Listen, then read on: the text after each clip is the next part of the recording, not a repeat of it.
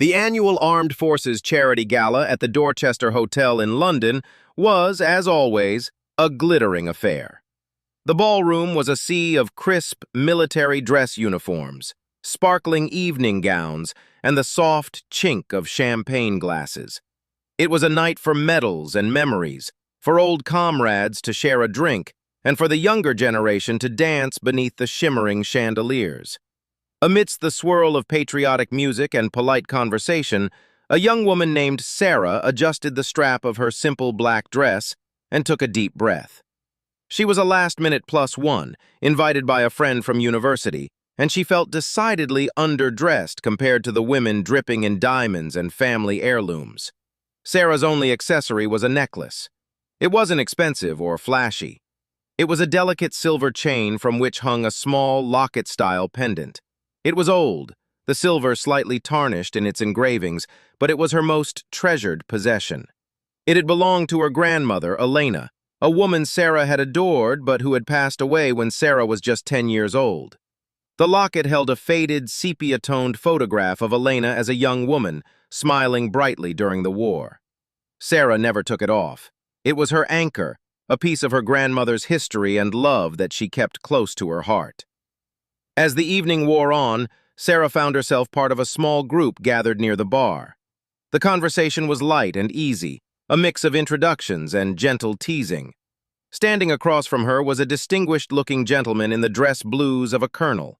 He was tall and erect, his silver hair cut short, his face bearing the distinguished, weathered look of a career soldier. He held himself with an air of quiet authority, but his eyes, a sharp and kind blue, held a warmth that put Sarah at ease. He was introduced simply as Colonel James by a mutual acquaintance. The colonel was listening to a story from a retired major, but his gaze kept drifting, caught by something across the circle. It wasn't Sarah's face or her dress, but the pendant that rested just above her collarbone.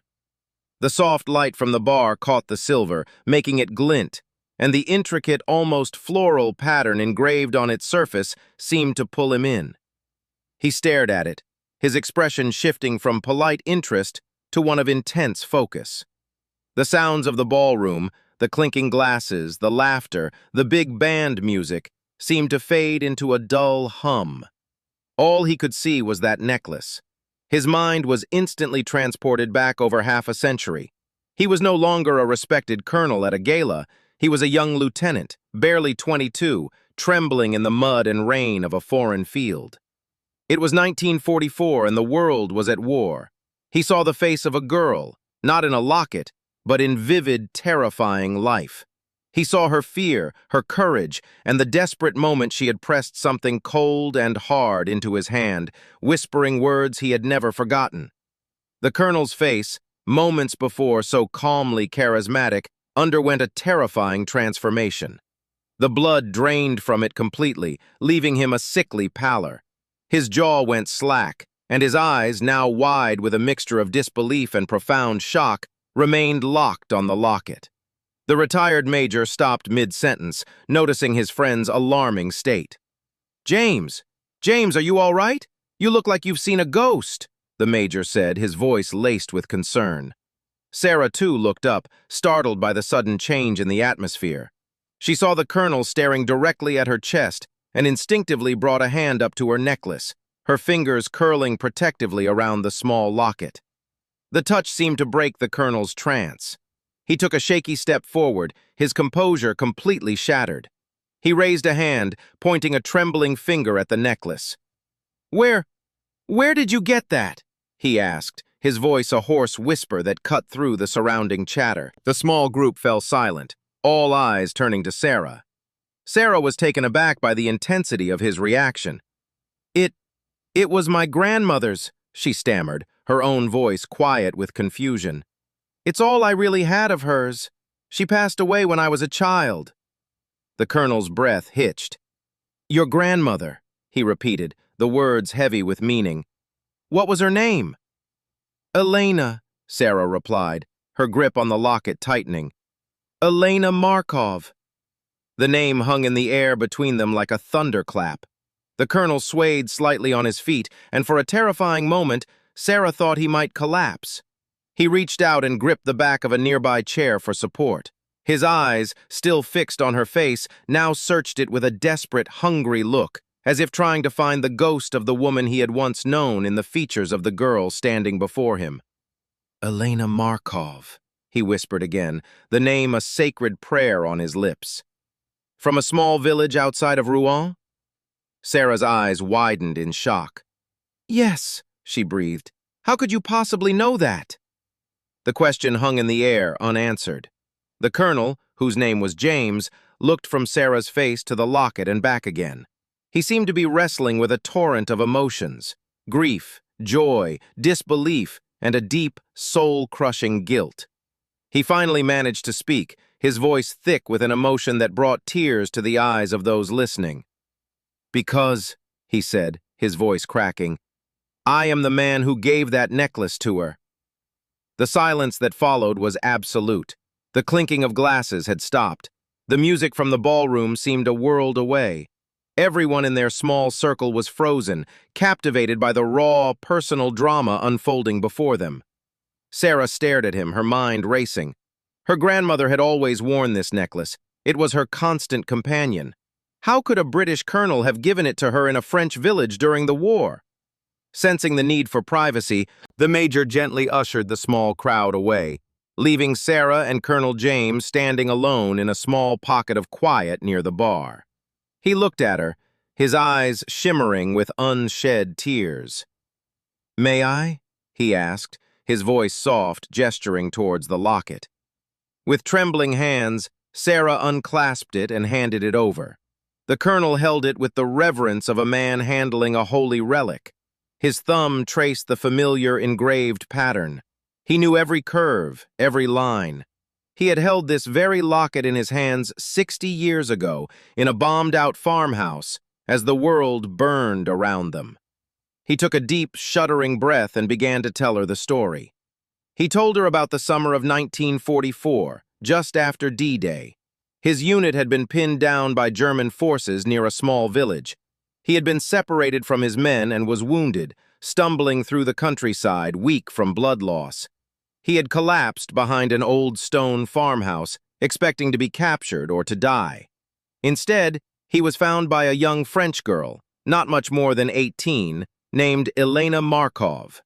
She had risked her life to drag him inside, hiding him in a root cellar beneath the kitchen floor from the German patrols that searched the house.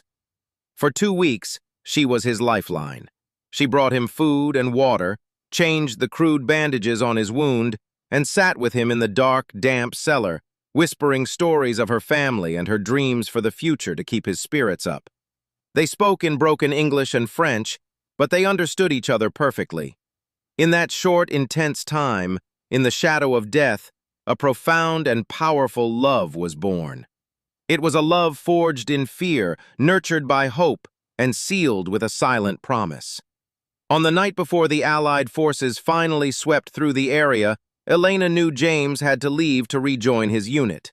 As he prepared to slip away into the darkness, she had taken off the locket she always wore, a gift from her own mother, and pressed it into his hand. She wanted him to have something to remember her by, something to carry with him, a promise that she would wait for him to return.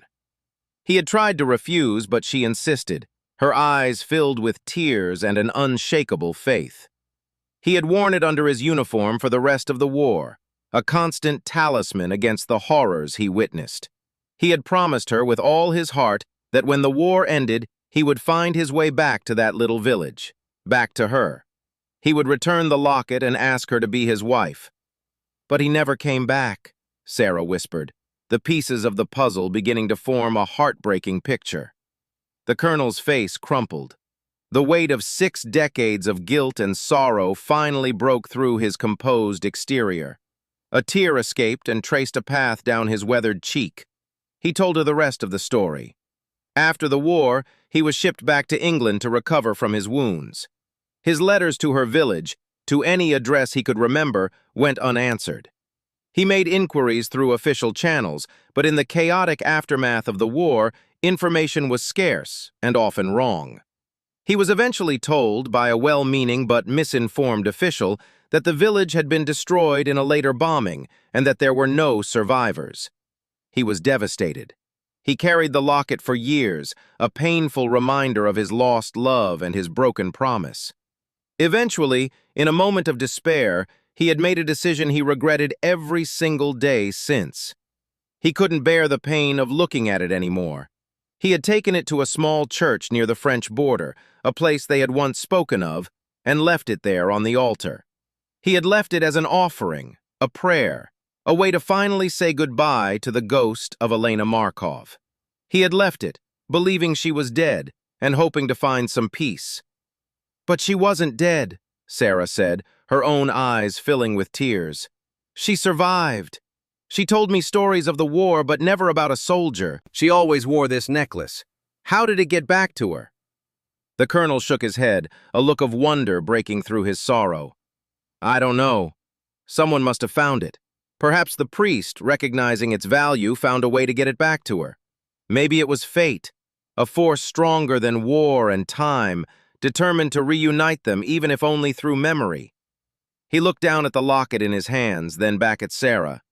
"She wore it all her life," he said, not a question but a statement of fact. "She did," Sarah confirmed, a single tear falling onto her hand. "She told me once it was the most precious thing she owned, a symbol of a love that had saved her life, a love she never forgot. But she never spoke of the man who gave it to her. I think it was too painful. She just said it was a reminder of a promise made in the dark that was kept by the light of her memory." They stood together, two strangers linked by a locket and a love story that had survived the unimaginable. Colonel James finally looked at Sarah not as a stranger, but as a living, breathing connection to the woman he had loved and lost. He saw Elena in the shape of Sarah's eyes, in the determined set of her chin. "She had your eyes," he said softly, "and the same courage. She saved my life, Sarah, not just my body in that cellar, but my soul. Knowing she survived, that she lived a full life, that she had a family. It doesn't erase the pain of the loss, but it fills a void I've carried for 60 years. It gives her memory, and my memory of her, a peace I never thought I'd find." Sarah gently took the locket back from his trembling hands. She looked at the old silver, no longer just a memento of her grandmother, but a symbol of an epic, tragic, and enduring love. She looked back at the elderly colonel, a man who had been just a young soldier in her grandmother's story, now a real flesh-and-blood person standing before her, his heart still bearing the scars of a wartime romance. That night, at a glamorous gala in London, a simple necklace had not just caught someone's attention. It had bridged a 60-year gap, reunited two souls separated by war, and given an old soldier the answers he had spent a lifetime searching for. It was a powerful reminder that some promises, some loves, and some connections are so strong that not even a world war, not even time itself, can truly break them. They simply lie in wait, held within the silver gleam of a locket, until the moment is right to tell their story.